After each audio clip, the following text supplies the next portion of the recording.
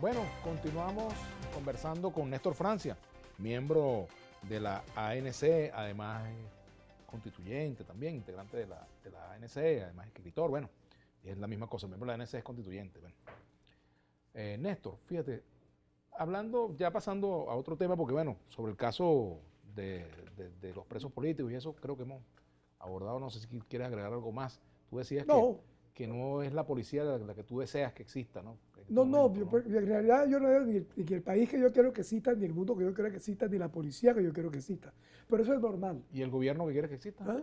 Tampoco. O sea, sabes que yo no soy gobernero. Mm-mm. Yo creo que todos los gobiernos de todo el mundo, todos los gobiernos tienen graves problemas en este momento, que hay una crisis mundial, que en todos los problemas, en todos los países hay problemas económicos.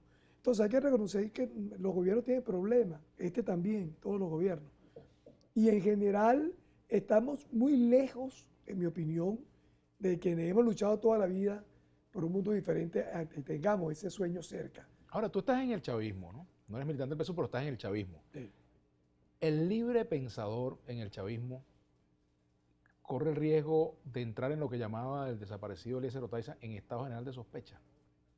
Bueno, probablemente, a mí no me importa eso, a mí no me importa, no pienso mucho en eso, porque yo en realidad, a mí por ejemplo no O los me, incondicionales son más sospechosos. no, es que a mí no me, como yo no aspiro a nada, Uh-huh, o sea, porque alguien que aspira a cargo, por ejemplo, uh-huh. o que aspire a ser dirigente de algo, puede ser que le preocupe entrar en estado de sospecha, pero yo en realidad no tengo ningún interés particular desde el punto de vista político, ¿verdad? Yo no me considero un líder político. Tal vez como tú, porque somos comunicadores, tal vez seamos líderes sociales, ¿verdad? Pues tenemos una voz en la sociedad. Pero de ahí no creo, yo por ejemplo no creo que pase allí porque no quiero hacer otra cosa. Uh-huh. Entonces, a mí no me preocupa tanto el estar bien o mal con el gobierno o con el PSUV. Ese no es un problema mío que yo pienso. No me preocupa eso. Yo digo lo que yo creo porque estoy muy viejo para no hacerlo. O sea, no me queda tanta vida como para estarme mintiendo a mí mismo y a los demás. Yo digo lo que yo pienso. Y ni siquiera lo digo para convencer a nadie, es porque lo pienso, porque lo creo. Entonces, no me preocupa en realidad si soy sospechoso, no, no tengo ese tipo de problema, eso no me preocupa. El gobierno de Maduro tiene más diferencias que coincidencias con el gobierno de Chávez. Son de gobiernos diferentes, Uh-huh. ¿ok? No creo que... Eso es un tema bien difícil. ¿Por qué? Porque son situaciones diferentes. Chávez era un líder que tenía una característica muy especial, que era un líder en todas partes. Es decir, era un líder del país, era un líder del partido y era un líder del gobierno. Uh-huh. No que Nicolás no lo sea, pero internamente en el chavismo, en el gobierno, la influencia que tenía Chávez era como abarcadora. Uh-huh. No creo que Nicolás Maduro tenga eso, ni le corresponde tenerlo tampoco. Porque es que Chávez era un líder muy especial, muy difícil de que aparezca pronto alguien de esa dimensión. Creo que hay coincidencias y hay diferencias sin duda, pero creo que el análisis que debe hacerse debe apuntar más a las circunstancias en que alguien ha gobernado. Son muy diferentes. Por ejemplo, cuando Chávez gobernó Venezuela, la situación económica del país era muy diferente, porque para empezar, había una especie de bonanza petrolera, que en mi opinión ha debido ser aprovechada mejor. ¿En qué sentido? En que ha debido aprovecharse más para generar un país productivo, para apuntalar el crecimiento de la agricultura extensiva, para lograr un mayor nivel de soberanía alimentaria. Hubo muchos errores y no se logró muchas cosas que empezaron a lograrse. Otras sí se lograron. Es decir, se logró desarrollar una labor social importante, donde hubo reivindicaciones muy importantes para gente que siempre ha estado excluida, desde el punto de vista de la vivienda, la salud, la educación. Creo que hubo muchos logros en el sentido social, creo que hubo mucho menos logros en lo económico. Y cuando... Y Ahora, lo Maduro, social no es sostenible cuando no hay logros económicos, ¿no? bueno, Es un problema, ¿no? yo estoy de acuerdo contigo y creo que por eso hay que acelerar el convertir a Venezuela en un país productivo, que es lo que realmente creo que es el paradigma que no se ha problema cumplido, o uno económico de los que no se principal ha que cumplido. tenemos. Por cierto, fíjate que algo que tiene que ver con eso quizás lo plantea aquí José Ojeda, dice, Néstor Francia, ¿considera tu invitado que la esencia del socialismo del siglo XXI es una versión radical del capitalismo de Estado? Es que yo creo que en Venezuela no hay socialismo. Yo creo que Venezuela es un país capitalista, pero sin ninguna duda. O sea, no es que lo creo, es que es evidente que este es un país capitalista. ¿Quién realmente controla aquí el tema de la producción, la distribución y el comercio de bienes y servicios? Sobre todo de bienes de consumo. El capitalismo, no el gobierno. Tú vas aquí a la calle, el gobierno ha puesto unos precios acordados, pero que realmente pone los precios es el capitalismo, son los distribuidores privados, son los comerciantes, no es el gobierno. Pero al Que, final termina el gobierno reconociendo que no puede retener los precios por vía de operativos policiales y cosas así, sino porque hay una realidad económica también, ¿no? bueno, yo no sé si el gobierno reconoce eso, pero es En la verdad. práctica, cuando Si no lo autoriza reconoce, aumentos en si no lo caseta, reconoce es cierto, porque al gobierno le cuesta tanto controlar el tema de los precios, por dos razones. Uno, el Estado no tiene capacidad para controlar los precios. Está demostrado. La SUNDE no está capacitado.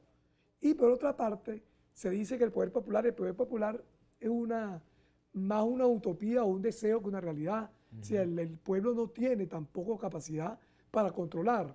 Entonces, tiene que haber una manera, y es donde yo digo, oye, ¿por qué no se reconoce cuál es el carácter real de la economía venezolana y se actúa en consecuencia? hablando de precios, una buena política económica no tiene precio. Ahora, fíjate, el poder popular, tú citas el poder popular, ¿existe eso que se llama el poder popular? De manera muy incipiente. De manera muy incipiente. Ha habido un esfuerzo, ¿no? Creo que hay mayor participación popular, evidentemente, en muchos sentidos. Pero una cosa es participación y otra es protagonismo. Son dos cosas diferentes. Yo, por ejemplo, tengo una propuesta para la constituyente, creo que no se ha discutido, de transformación, una vez te lo dije, creo, de la figura del alcalde. Me parece una figura atrasada, desfasada. Y yo estoy proponiendo un tipo de gobierno donde los ciudadanos tengan mayor participación permanente en la gestión comunal. Eso en Venezuela, es decir, el protagonismo del pueblo es muy limitado. Es muy limitada la economía comunal, social. Entonces, mientras tú resuelves eso, ¿qué vas a hacer?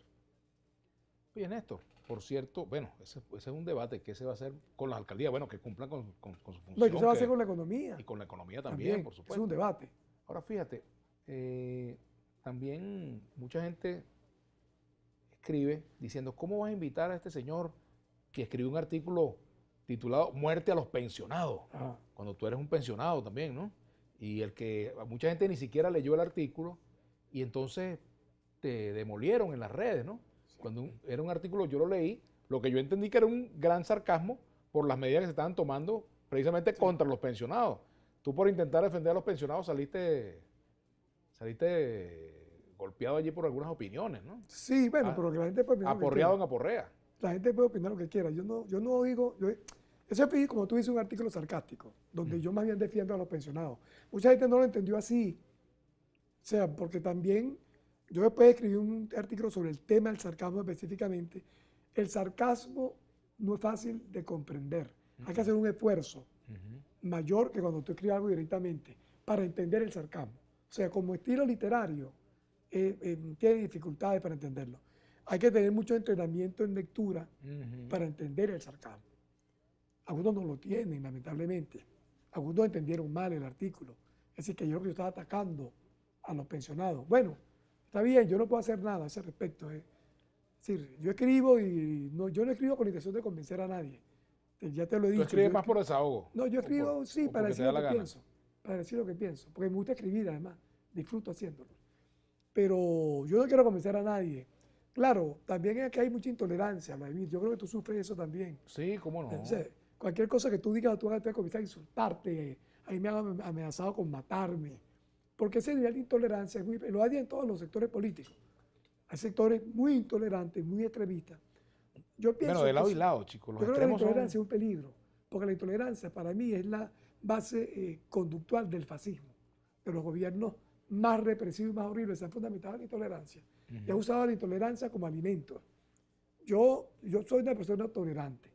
Yo tengo mis posiciones políticas Yo, mis vecinos que no están de acuerdo conmigo, tengo excelentes relaciones con ellos, porque yo no pienso que una persona, porque piense distinto a mí, merece ni la muerte, ni la ofensa, ni la persecución, ni nada de eso, no creo.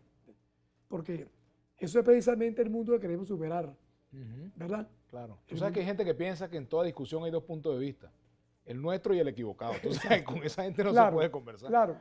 Yo no sufro de eso, yo no tengo soberbia intelectual. Yo pienso que con toda seguridad me equivoco mucho, con toda seguridad, porque es normal, es natural. Como hablo mucho, escribo mucho, me equivoco mucho. En una conversación previa a este programa, vamos a hacer la pausa, pues podemos comentar un poquito de eso. Néstor me decía, caramba, que si es cierto eso de que Dios hizo al hombre a su imagen y semejanza, entonces Dios es como nosotros. Es terrible, si Dios es como nosotros es terrible. Bueno, vamos a hacer una pausa y ya venimos. Vamos a hablar de la constitución que se está cocinando por allí. Yo no sé por qué cambiarla del 99, pero bueno, es una opinión de cada quien. Okay. Vamos a la pausa y ya venimos.